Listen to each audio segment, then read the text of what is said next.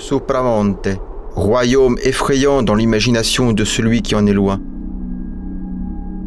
Impénétrable, où la roche et les plantes offrent le spectacle de l'origine de la terre.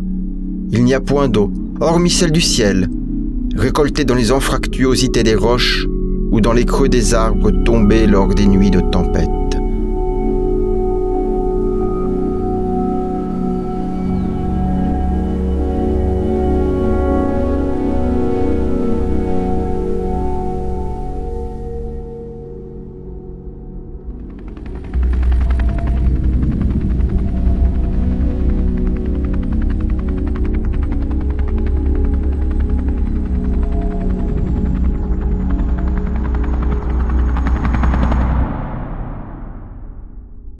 Qui c'era il mare prima, questo è giurassico, sono dei calcari, dolomie dell'era giurassica, quindi depositati sul fondo di un mare. Tutte le fratture che vediamo qua in realtà fanno andare l'acqua dentro questa roccia che è come una spugna. Nel sopramonte è molto difficile trovare sorgenti che scorrono in superficie.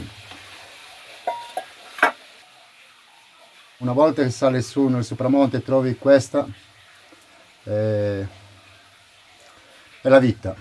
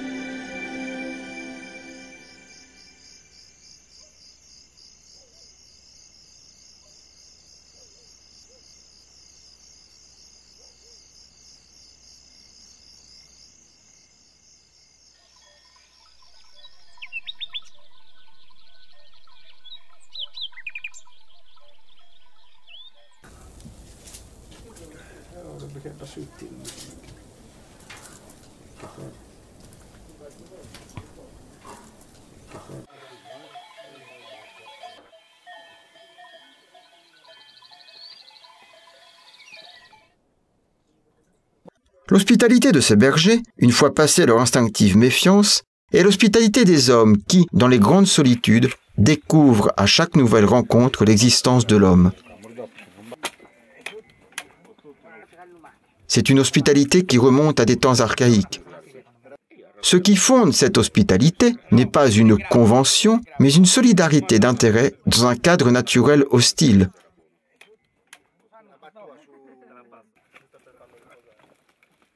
Aucune vie humaine ne serait possible dans cette menaçante solitude si le berger n'avait pas pour les autres les attentions dont lui-même aura un jour besoin.